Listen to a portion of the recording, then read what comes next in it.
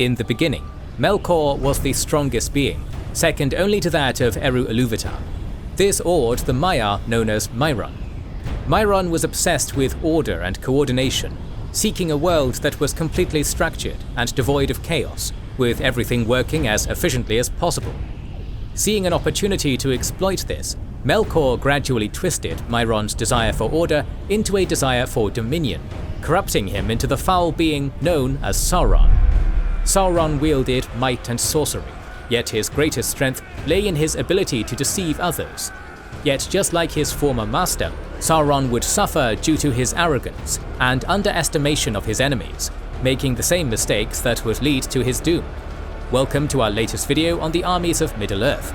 In this episode we will explore the horde of the Dark Lord himself, examining the composition of the forces with which he tried to seize dominion over the realm.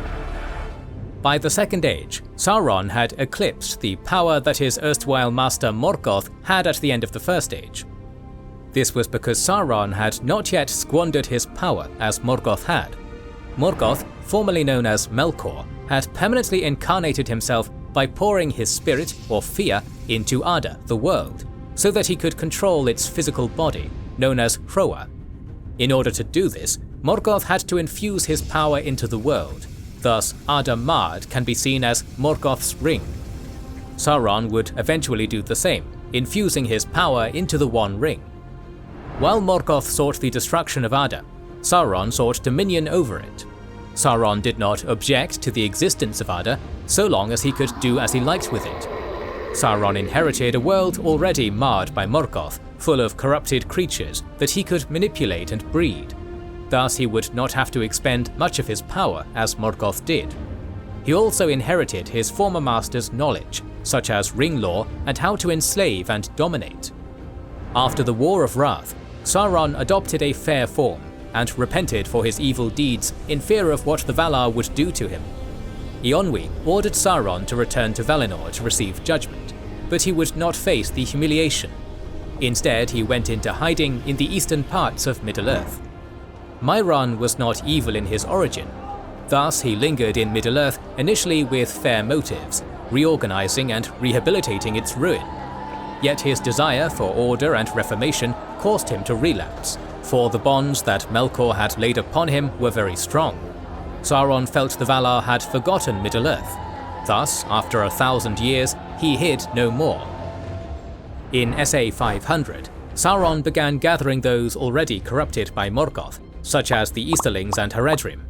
They came to fear Sauron as a king and god, building towns with walls of stone and arming themselves with iron weapons. During the 9th century, a Numenorian expedition led by Eldarion explored the coasts of Harad, making contact with the lesser men near the coasts, such as the Haradrim. The Numenorians taught them agriculture and craftsmanship. Sauron was greatly alarmed by the growing might of Numenor, but chose not to challenge them. Instead, he settled in Mordor, creating a stronghold to counter the threat of landings by the Numenorians. Sauron built Barad-dûr in SA 1000 and continued to consolidate his power, extending eastwards. Sauron could not risk any rumor that he was gathering armies. Thus, while his emissaries were busy amongst the multiplying tribes of Easterlings, he dared not permit them to ever come in sight of the Numenorians. Orcs of various types would prove to be the most numerous and terrible of Sauron's soldiers and servants. Sauron achieved greater control over orcs than Morgoth had. This was because he was operating on a smaller scale, and did not have to face the peak might of the Eldar during the First Age. Yet, unlike Morgoth, Sauron had to deal with a diversity of orc breeds, languages, and tribal feuds. Great hosts of orcs survived the destruction of Beleriand, becoming known as Northern Orcs. Since the loss of their erstwhile master, Morgoth, they had become confused and disarrayed. Leaderless, they were easily scattered by their enemies. The Northern Orcs degenerated into small, squabbling tribes, hiding in the Misty and Angmar mountains. They threatened travelers and raided small settlements. They spoke many tongues, and grew accustomed to their newfound independence. Their tribes often battled one another. To bring them under his control, Sauron focused their hatred away from each other and instead upon a common enemy, elves and men. Yet further in the east were a stronger breed of orcs. The survivors of the Battle of the Powers became known as Eastern Orcs, who were sturdier and more fearsome than Northern Orcs. They had been masterless for much longer than their northern kin, and were more wild and ungovernable. They had not yet experienced the power of the Eldar or the valor of the Edain, and were not subservient to Sauron initially. When Sauron put on his fair disguise to deceive the Eldar and Edain, the Eastern Orcs laughed at him. Once Sauron lost his fair form, becoming the Dark Lord, he began to succeed in uniting the petty tribes of Eastern Orcs to his vassalage through their common hatred of men and elves. After establishing himself in Mordor, Sauron also began breeding his own orcs. The orcs of Mordor were comparable to their northern brethren. Orcs were typically smaller than men, yet stronger, but crooked in frame and bow-legged. While they were ferocious in battle, taking delight in the slaughter and torture of their enemies, they were also reckless and cowardly by nature. They were capable of forging all manner of weapons, such as axes, hammers, daggers, spears, swords, pickaxes, tongs, bows of horn, and also instruments of torture. They also forced prisoners and slaves to forge their weapons and tools. They fashioned all types of armor, such as stout ring mail, leather and iron helmets, and small shields. Their preferred weapons were curved scimitar-like swords, poisoned spears, and arrows. Orcs were capable of taming and riding wolves and wargs, providing a type of cavalry for Sauron. Orcs were very capable sappers and miners, only surpassed by the dwarves. They excelled in tunnel warfare, or in any place that benefited their small stature. They were unafraid of fire, but were terrified of water. Consequently, Sauron would not have any naval forces until the Third Age. Similar to Morgoth's armies, Sauron's forces were measured in hosts, armies, legions, companies, and bands. Like Morgoth, Sauron took the rank of Dark Lord. Under him served marshals, lieutenants, captains, and chieftains. It does not seem, at least without the One Ring, that Sauron could control Balrogs or dragons, but for heavier units he did have trolls, creatures that Morgoth had corrupted and bred, most likely in mockery of the Ents. Trolls towered 12 feet or more, were immensely strong, and were used for combat. During the First Age, they were dull and lumpish in nature. However, when Sauron became the Dark Lord, he taught them what little they could learn, increasing their intelligence.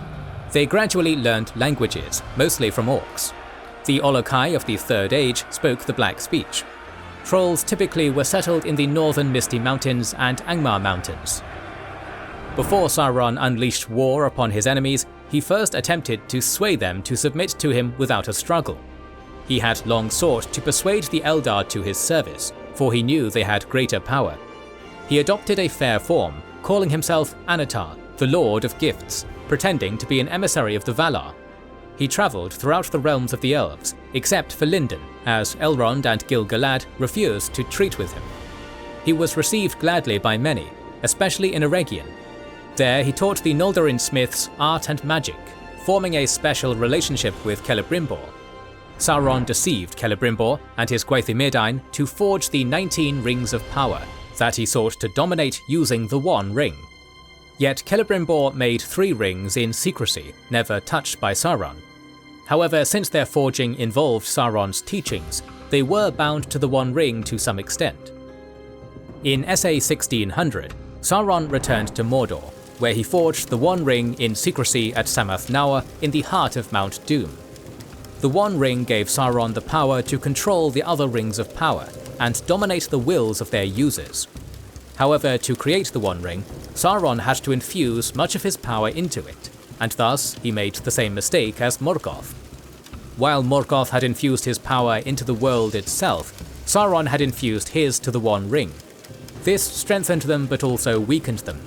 Morgoth took a form great and terrible, but was soon unable to leave it. He received scars, wounds, burns, and a limp from battle, and became afraid. From that point on, he chose to war entirely through proxies, such as devices he created or beings he corrupted. Morgoth had become captive to his physical body. When he was executed, he lost direct control of the power he had infused into Ada. It would be nearly impossible for him to reform a new body. Likewise, Sauron had become captive to the One Ring. He was anchored by it, able to reincarnate after physical death multiple times, each time taking longer. However, if the One Ring were destroyed, it would make it nearly impossible for Sauron to reincarnate. This fate would have also been shared by Saruman if he had succeeded in anchoring himself and creating his own Ring of Power. Upon wearing the One Ring, the bearers of the 3 Rings of Power and Celebrimbor were immediately aware of his betrayal. Sauron demanded they hand over their rings, but they refused, and thus Sauron went to war. Sauron constructed the Morannon Black Gate to prevent an invasion of Mordor, and spent 93 years rallying massive armies of orcs, trolls, and men of darkness. By SA 1695, Sauron's great host was ready, though not as much as he would have liked, for the 2 wizards, Romistamo and Marinitar, were stirring up rebellions amongst tribes of men in the east. Sauron's forces invaded Eregion, with his vanguard being met by Celeborn's army. They were quickly pushed to Ostinethil, where Elrond's army joined them. In SA 1697, Ostinethil fell, as Sauron seized the 9 rings. Sauron then turned his attention to Elrond's army, but durin the Third's army sortied out of Khazad-dûm, attacking his rear, while aided by a force of Galadrim led by Amrath. Elrond fled north to form Imladris, as Sauron drove the dwarves and Galadrim back into Khazad-dûm. Frustrated by the interference of the dwarves, and unable to penetrate the gates of Khazad-dûm, Sauron initiated a war against the Iron Hills. While his forces sacked Eriador to the north, Sauron reinforced the northern orcs and easterlings already assailing the dwarves and Northmen. Gundabad was captured, the Grey Mountains were infested with orcs, and the dwarves hid in their mansions as the Northmen became impoverished as a people. Still seeking the 3 elven rings of power, Sauron turned for Lindon, leaving a strong detachment to besiege Imladris. In SA 1700, Sauron's forces pushed Gil-galad's army to the rivers Lune and Mithlond. Sauron then summoned additional forces from the southeast to attack the Grey Havens, but Kiatur landed in the north, joining Gil-galad, routing Sauron's forces at the River Lune. Sauron retreated to Sarn Ford, suffering another defeat before being driven out of Eriador and heading southeast. Sauron linked up with reinforcements at Tharbad, but Kiatur amphibiously assaulted Long Dare. Consequently, Sauron was attacked from the front and rear, suffering a defeat at the mouth of the Gwathlo. Sauron's routed army was assailed all the way to Dagorlad, whence they were finally broken. In humiliation, Sauron fled for Mordor. Gil-galad then rushed to Imladris, and together with Elrond, annihilated its besiegers. While most of his elven and dwarven enemies' homelands were devastated, the height of Sauron's power had been spent, and now the Numenorians began colonizing the coasts. Yet in SA 2221, a schism emerged in Numenor between the King's Men and the Faithful. Some of the King's Men colonized the coast of Harad. Sauron corrupted many of these settlers, who became known as Black Numenorians. Sauron distributed 3 rings to the Black Numenorians, 1 to an Easterling king and 5 to other men. By SA 2251, they would all become Nazgûl. Sauron could not hope to defeat the might of Numenor on the field of battle, so he devised a new strategy. Sauron assumed the titles of King of Kings, King of Men, and Lord of the World. Enraged, in SA 3262, the army of the Numenorian king Ar-Pharazôn landed at Umbar and marched upon Mordor, whereupon Sauron gave himself up as a hostage. While in Numenor, Sauron quickly grew from hostage to advisor to the king.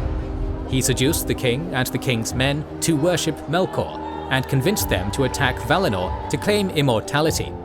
Because of this, Eru drowned Numenor along with most of the king's men and Sauron, whose spirit returned to Mordor by SA 3320. Sauron gradually took on a terrible form, unable to adopt his fair form anymore. Meanwhile, the Faithful established Arnor and Gondor. Without the ability to change his form, Sauron could not hope to deceive elves or the Dunedain. Thus he gathered his forces for war again. Sauron then gathered all orcs, easterlings, Haradrim, Black Numenorians, all manner of evil creatures, and even some dwarves. Those like Fuinor and Herumor, who had built strongholds in Harad, helped build Sauron's army to strike at his first opponent, Gondor. In SA 3429, Sauron launched a surprise attack, capturing Minas Ithil. Isildur and his family fled for Arnor, leaving Anarion to defend Osgiliath and Minas Anor. In SA 3430, the last alliance of elves and men was formed between Elendil and Gil-galad at Amon Sul.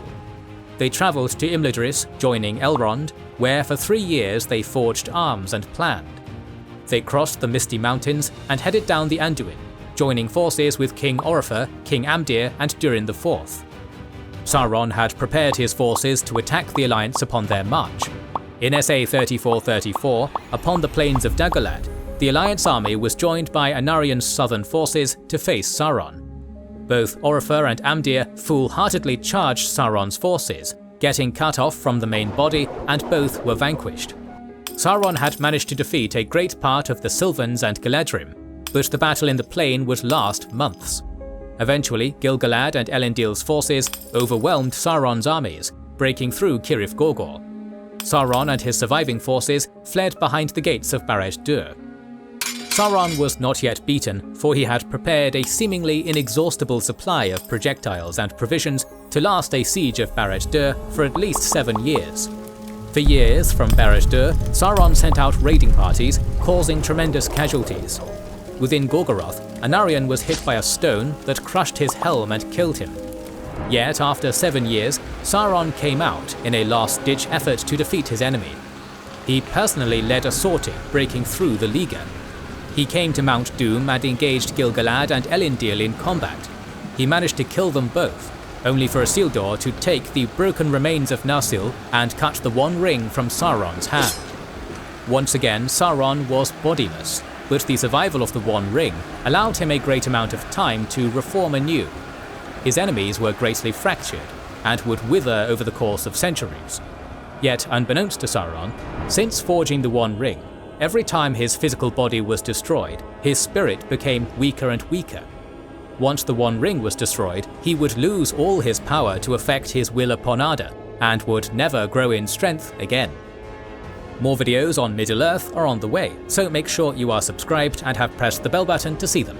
Please consider liking, commenting and sharing, it helps immensely. Our videos would be impossible without our kind patrons and YouTube channel members, whose ranks you can join via the links in the description to know our schedule, get early access to our videos, access our Discord, and much more. This is the Wizards and Warriors channel, and we will catch you on the next one.